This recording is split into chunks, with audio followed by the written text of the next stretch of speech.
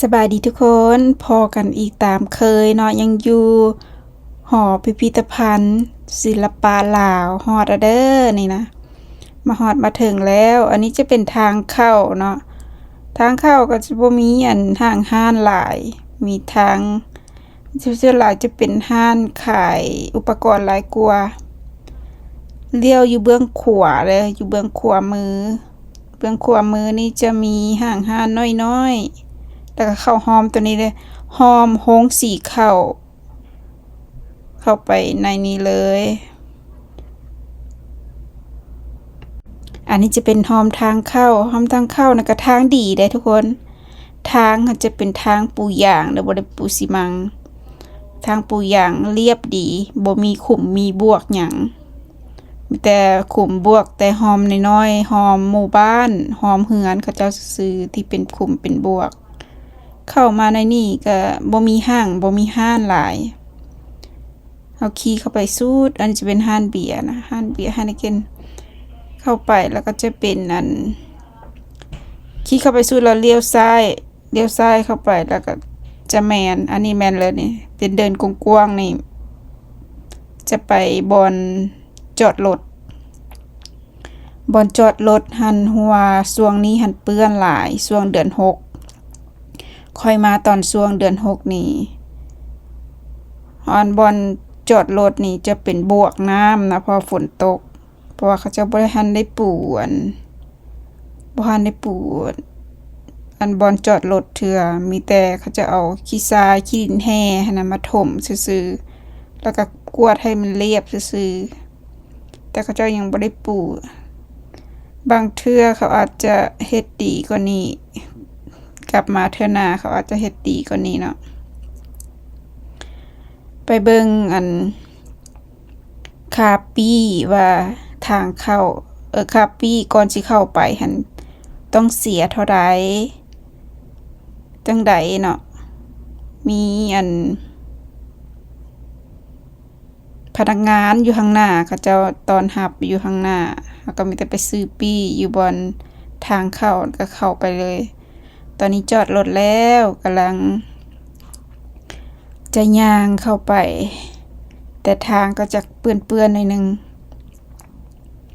อันนี้จะเป็นแถวทางหน้าบอนจอดรถก็จะประมาณนี้ทุกคน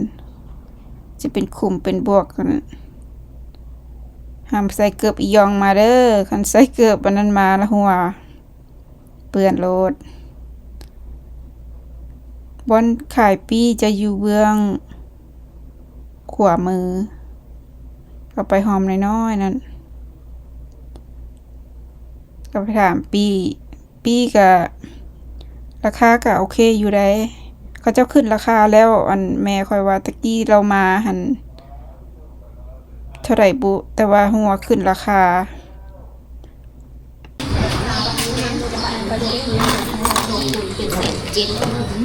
ขึ้นแค่เดิมเดิมนั่งรถนั่นแหละนั่งรถเดี๋ยวมีบริหารยันฝนตกรถเครื่องฝนตกคำก็ซีเอานั่งรถแต่ซีปีนึงเคยก็นั่งรถ50,000เพิ่ม1,700,000ที่เดินมาเนี่ยนำ โอ้นี่ราคาไปเบิ่งราคาว่าราคามันเท่าไหร่แล้วราคาอยู่ข้างๆก็จะติดไว้ข้างหน้าเลยที่ย่างไปเบิ่งว่าราคาเท่าไหร่ราคานี่ก็จะเป็นประมาณนี้เลยสำหรับคนต่างประเทศอัน200,000สำหรับคนบ้านเฮาเองนะ120,000ค่าขี่รถเมล์น้อยๆขี่รถไปข้ามหนองไปหั่น50,000ต่อ1คนประมาณนี้เลยทุกคนแล้วก็ซื้อปี้ซื้ออย่างแล้วก็ย่างไปขี่รถบางคนก็บ่ได้ซื้อปี้ขี่รถเนาะเพราะว่าบางคนว่าบ่จำเป็นดอกย่างเอาบางคนแต่ว่ามันอยากร้อนเลยอันมือที่ไปค่ะมันแดดบ่ออกอยู่แต่ว่ามันร้อนนะขี่รถก็โอเคอยู่ขี่รถบ่ให้มันนั่นหลายให้มันร้อนหลาย50,000ก็บ่แพงปานใดไปเบิ่งทางเข้าไปนะว่า เป็นอะไรสมเลย เอ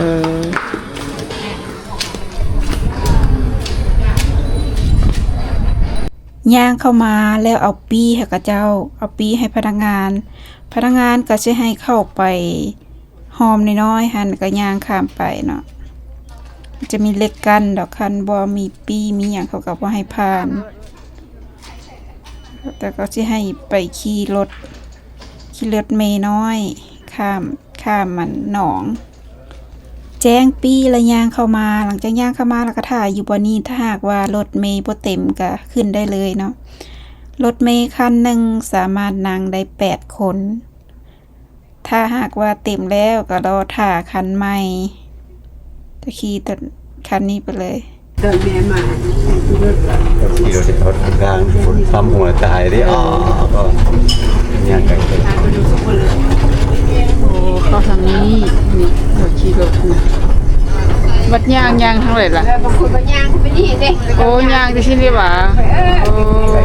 ไก่เติบรู้ ไปดังแดดถึงฮ้อน เอาขนม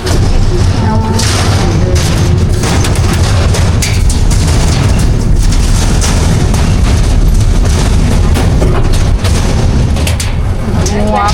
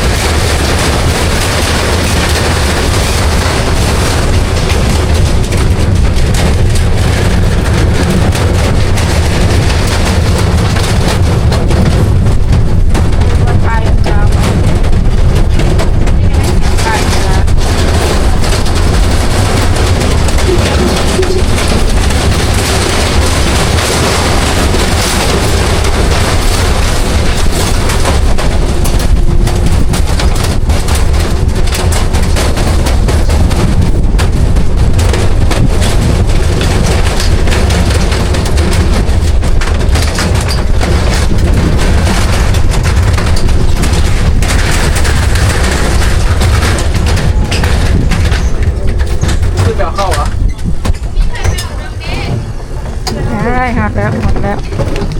โ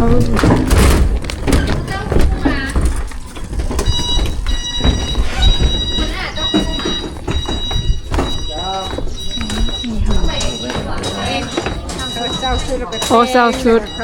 แต่งชายหู บ่เศร้าก็ได้บ่ทายหรอกไปบ่ทายหรอกมันยากมาฮอดทางหน้านี้แล้วก็จะประมาณนี้ทุกคนหลังจากที่ลงรถมาแล้วเนาะก็จะอยู่ข้างหน้าเบื้องซ้ายมือจะเป็นบอลให้เศร้าสุดลาวทั้งผู้หญิงทั้งผู้ชาย แต่ว่าบ่ได้ถามราคาได้ราคาเท่าใดสุดหนึ่งบ่ได้ถามขอโทษขออภัยหลายๆแล้วก็จะมีบอลให้เซาเหือขี่เหือแบบ พี่เหืออยู่อ้อมแอมแถวเนี่ยแล้วเขาเจ้าสิอ้อมอันกระตุกอันนั้นไว้ห้ามไก่ตัวนั้นน่ะอ้อมกระตุกสีฟ้าไว้แล้วก็ย่างขึ้นไปเบิ่งข้อห้ามมันมีหลายข้อห้ามสำหรับบ่ให้เฮ็ดนั้นเฮ็ดนี่อยู่ป่าสีขาวๆทั้งเทิงต้องย่างขึ้นไปก่อนน่ะมีจุดถ่ายรูปหลายบอนอยู่ทางหน้าบอนทางหน้า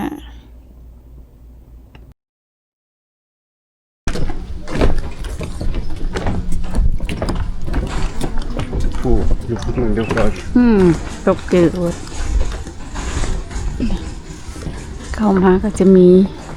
หับหูบที่นี่อันนี้บอนห้าม เป็นบ่ห้ามจับห้ามบ่าย งดสัมผัสหูบคำหรืออิงผลงานทุกสิ้นเพื่อรักษาผลงานวางแสดงห้ามถ่ายรูปกับห้ามเด็กน้อยแลน มีป้ายว่าห้ามถ่ายรูปแต่บ่ได้มาเขาจะบ่ได้เขียนเจาะจงว่าห้ามถ่ายรูปเขาจะเจาะจงว่าห้ามใช้แฟลชห้ามใช้ไฟในการถ่ายรูป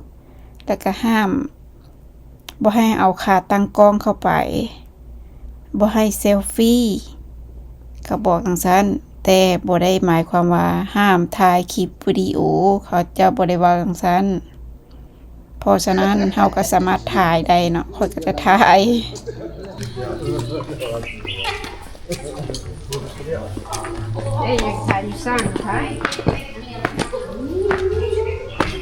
มันก็จะเกิดมันก็จะมาแต่ถ้าชอบเกิด โอ้เจ็บตีนก็ ไปจะได้แก้ตัวนึงก็ที่เอาก็เอาเลยเข้าไปก็เอาไปเรียบร้อยดูลูกค้าครับ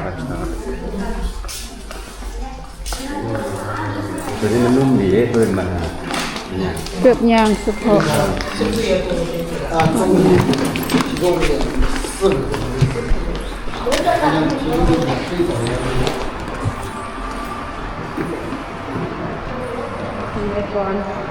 ถ้ารถย่างไปซื้อเลยอย่า โอ้ถึงห้องใหญ่ๆที่ขาดไว้ตัวนี้แต่ห้องใหญ่นะขาดตัวนี้ ฟองใหญ่นี่วะ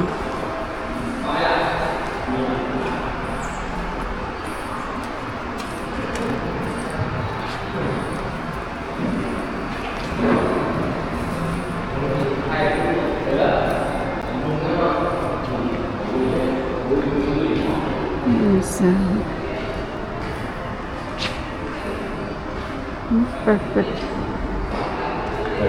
ได้ไม่บอกเลย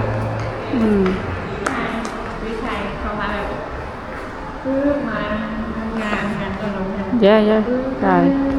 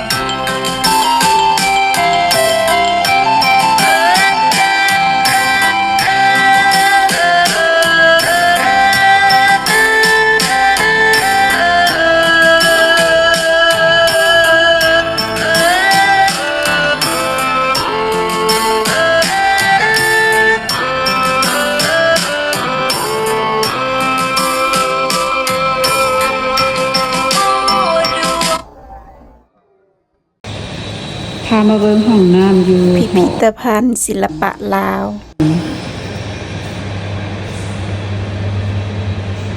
เป็นอ่างล้างมือแบบนี้นะแล้วก็มีอยู่นี่มาเบิ่งทางในห้องน้ำเอาเป็นไงพอได้คือเข้าได้แบบนี้นะนี่นั่งแบบยังโย่ออกคด